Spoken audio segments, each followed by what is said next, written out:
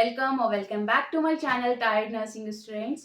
तो फिर काफ़ी सारे लोगों ने मुझसे पूछा था क्या स्ट्रेटेजी है किसी भी कॉम्पिटिटिव एग्ज़ाम को क्रॉस करने के लिए, या कौन कौन सी ऐसी बुक्स हैं जो रिक्वायर्ड होती हैं किसी भी कॉम्पिटिटिव एग्ज़ाम को कंप्लीट करने के लिए। एज यू ऑल नो, जैसे जैसे दिन पास हो रहे हैं, मतलब in future there will be more tougher competition. तो आपको उसी अकॉर्डिंग अपनी स्ट्रेटजीज को और ज़्यादा स्ट्रॉन्ग करने की ज़रूरत है। So let's learn some tips and tricks जो हमें ड्यूरिंग एनी प्रिपरेशन या किसी भी कॉम्पिटिटिव एग्जाम की प्रिपरेशन आपको करनी हो, या फिर किसी भी टाइप का एग्जाम हो। ज़रूरी नहीं है कि I am not just talking about कि for those students those are preparing for any kind of nursing exams only. Other than that, you should focus on few of these special points, ठीक है, किसी भी exam को cover up करने के लिए। ठीक है, first point is focus on the key topics. ठीक है, की टॉपिक्स और की सब्जेक्ट्स पे अगर आप फोकस करोगे, उससे क्या होगा कि आपका मेजर पार्ट कवर हो जाएगा। फॉर एग्जाम्पल, अगर आप नर्सिंग का फॉर एग्जाम्पल एग्जाम देना है आपको कोई सा भी, ठीक है, तो आप पहले किसी प्रीवियस ईयर के क्वेश्चन पेपर को उठाइए। ठीक है, आप देखिए कि उसमें मैक्सिमम पोर्शन कौन से सब्जेक्ट से आ रहा है, ठीक है, या किस टाइप के क्वेश्चंस पूछे जा रहे हैं। ठीक है, कुछ ऐसे क्वेश्चंस होते हैं कि किसी किसी में इमेज बेस्ड क्वेश्चन ज्यादा आते हैं, किसी किसी में थ्योरेटिकल ज्यादा आते हैं, किसी किसी में अब तो ऐसे क्वेश्चंस आते हैं कि आपकी प्रैक्टिकल नॉलेज लोग जज करना चाहते हैं कि कैसी है। ठीक है, तो आप देखिए कौन से ऐसे टॉपिक्स हैं या और कौन से ऐसे मेजर सब्जेक्ट्स हैं जिनका ज्यादातर पोर्शन जो है वो कवर कर, या मतलब उस टॉपिक में आपका कवर अप हो रहा है। ठीक है, तो आप उन पे ज्यादा फोकस रखें रादर देन ऐसे टॉपिक्स जो बहुत ही कम पूछे जाते हैं या बहुत ही कम आते हैं। ठीक है, सो ये आपका हो गया फर्स्ट टॉपिक। ठीक है, now we talk about second topic. So second है कि आपको टाइम मैनेजमेंट की प्रैक्टिस करनी है। टाइम मैनेजमेंट की प्रैक्टिस से ये मतलब है कि for example if you have only 3 months left for an exam, तो आपको ये नहीं करना है कि आपको जितने भी आपने लास्ट 4 इयर्स में या लास्ट 5 इयर्स में आपने जितने भी सब्जेक्ट्स थे वो सब आप मगअप तो नहीं कर सकते। ठीक है, हाँ, आपकी बैक मेमोरीज में कुछ चीजें होंगी और कुछ चीजें मिस आउट भी हो जाएंगी। तो आपको एक time management proper schedule up कर रहे हैं, उस अकॉर्डिंग से आपको क्वेश्चन पेपर सेट्स की प्रैक्टिस करनी है या थ्योरी प्रैक्टिस करनी है। ठीक है, this was the second point. Third point आपको इम्पोर्टेंट फॉर्मूला हो गए। ठीक है, suppose maths, for example maths के हो गए या किसी भी एग्जाम में इंपॉर्टेंट फॉर्मूलाज हो गए। इसके अलावा important diagrams, not diagrams but image based questions अगर आते हैं, ठीक है, तो आपको उनको और अच्छे से आपको रिव्यू करना है। ठीक है, आप अपने नोट्स से या जो भी बुक्स आप प्रेफर कर रहे हैं उनसे आप important formulas, important image based questions आप रिव्यू कर सकते हैं। Sorry, this is the third point. Now we'll talk about the fourth important tip, that is solve the previous year question paper.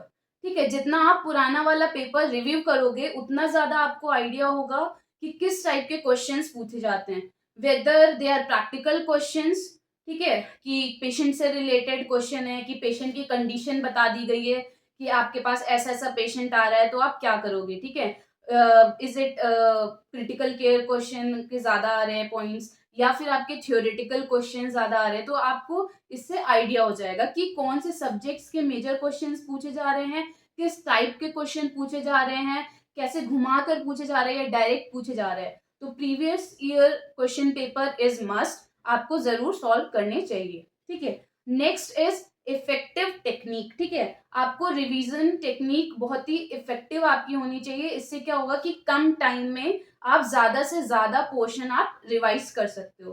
ठीक है, ये नहीं कि आपने इकट्ठा सारे 10 सब्जेक्ट्स उठा लिए and you start mugging up, ये नहीं करना है। इससे क्या होगा कि ना आपको पुराना वाला याद रहेगा और नई वाले जो टॉपिक्स हैं वो भी आपके दिमाग के अंदर नहीं जाएंगे। ठीक है, तो आपको एक इफेक्टिव रिवीजन टेक्निक करनी है। ठीक है, इससे क्या होगा कि आपका जो रिवीजन प्रोसेस है वो और भी ज्यादा अच्छा होगा। ठीक है, इसके अलावा आपको फिजिकली अपने आप को, मेंटली अपने आप को, जो आपका नेक्स्ट पॉइंट है या नेक्स्ट स्टेप जो मैं देना चाहूंगी, आप अपने आप को फिजिकली फिट रखिए। ठीक है, आपको स्ट्रेस, ये नहीं कह रही हूँ कि नर्वसनेस नहीं होगी या टेंशन नहीं होगी एग्जाम की, ऑब्वियसली हर इंसान को होती है, बीइंग अ ह्यूमन बीइंग आपको भी होगी, बट आपको उससे ओवरकम करना है। आपका मेन फोकस क्या होना चाहिए कि हाउ टू प्रिपेयर। आपको रिजल्ट पे ना फोकस करते हुए आपको प्रिपरेशन पे ज्यादा फोकस रखना है, ठीक है। नेक्स्ट है अबाउट कि last minute preparation.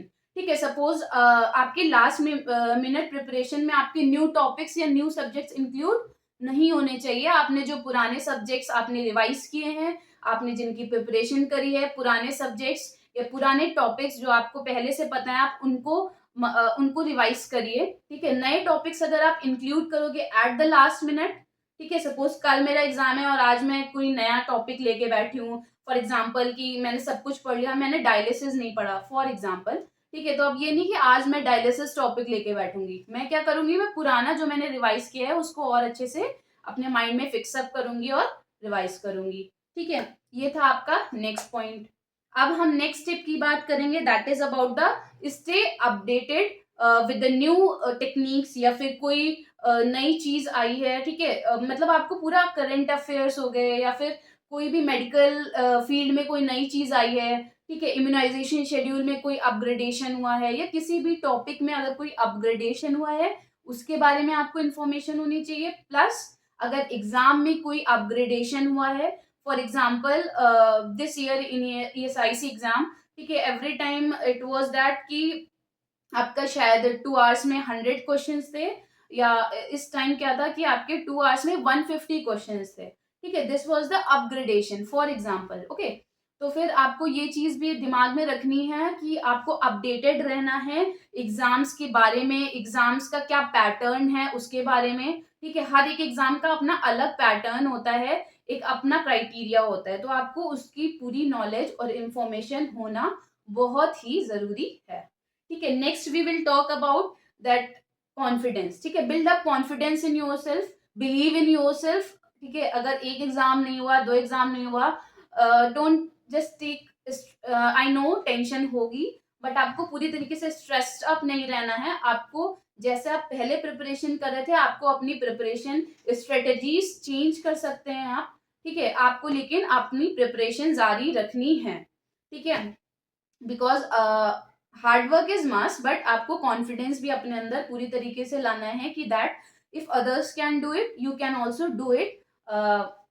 May be कि आप कुछ लैक कर रहे हो, मे बी आपकी स्ट्रेटेजी कुछ चेंज करके आप बेटर कर सकते हो। ठीक है, next we will talk about these are some of the strategies. इसके अलावा मैं बात करूंगी, कई लोगों ने मुझसे पूछा था कि कौन सी बुक्स आप प्रेफर कर रहे हो, या फिर कौन कौन सी ऐसी चीजें हैं जिनसे आपको हेल्प मिल सकती है किसी भी नर्सिंग एग्जामिनेशन को कवर अप या क्रॉस करने के लिए या compete करने के लिए। तो बुक्स में depending upon your choice you can go for PR Yadav. Okay everyone, this book is famous, every student और every person preparing for competitive exam knows about this book. ठीक है, PR यादव की 3 अलग अलग उसमें आती है, एक फर्स्ट है, सेकंड है, थर्ड है। First one is theory, second one is about MCQs and all the solved papers are there, ठीक है, solved questions MCQs are there, and in third one there is the non nursing subjects are there, ठीक है। तो PR Yadav के अलावा second book you can go for target high, it is also good book और इसके revised editions आते रहते हैं, ठीक है। And another book which is NCLEX 1 that you can go for Saunders, और sorry you can also go for Mosby. Other than that you can, if you are a fourth year student, or if you are just in your college time, third year or fourth year, you can also go for, you can also join coaching if you have time and if you are ready to do both things parallel, ठीक है। आपको अपने exams की भी preparation करनी है, fourth year की भी, थर्ड ईयर की भी, प्लस आपको कॉम्पिटेटिव की भी प्रिपरेशन करनी है। I know it is loading work of course, ठीक है, थोड़ी ज्यादा एक्स्ट्रा मेहनत लगेगी, एक्स्ट्रा एफर्ट्स लगेंगे, बट बिलीव मी गाइज, अगर आप फोर्थ ईयर से ही प्रिपरेशन करोगे then it will be worth it, ठीक है। और अपना एक गोल सेट कर लो कि हाँ ये करना है, ठीक है, तो उस अकॉर्डिंग से आपको वर्कअप करना है। Even if you have pass your fourth year, you can join any, I'm not saying or compelling anyone to join any coaching, but if you feel like that you have missed your theory part during your last 4 years, then you can go for coaching, theory coachings, or otherwise you can also go for question paper sets, ठीक है। Question paper sets भी बहुत ही ज्यादा helpful होते हैं preparation के लिए। इससे क्या होगा कि आपका जो और लॉजिकल थिंकिंग है वो और ज़्यादा ब्रॉड होगी, ठीक है। अगर logical thinking in the sense कि आपका मान लो मल्टीपल, आपकी थ्योरी स्ट्रांग है, बट जब आप मल्टीपल चॉइस क्वेश्चंस करते हो तो आप बहुत जल्दी कंफ्यूज हो जाते हो, आप टाइम मैनेजमेंट अच्छे से नहीं कर पाते हो। तो अगर आप क्वेश्चन पेपर सेट्स या प्रीवियस क्वेश्चन पेपर सेट्स को अगर आप रिवाइज करोगे या उन्हें सॉल्व करोगे एक पर्टिकुलर टाइम पीरियड में, इससे रिवीजन के साथ साथ आपका नॉलेज भी इंक्रीज होगा, प्लस आपकी जो स्किल्स हैं वो और ज्यादा बेटर होंगी, ठीक है। I hope this video is helpful for you all, and please do give a thumbs up if you like this video, and welcome all of you those who have subscribed me newly, and please do subscribe if you are watching this video, and if this video is helpful for you all, and there is a notification bell icon, you can also press that, so every time I will post anything new you will get a notification. Please do comment if you have any doubts or if you want any help regarding an exam. And best of luck. Love you all. Bye. Tada!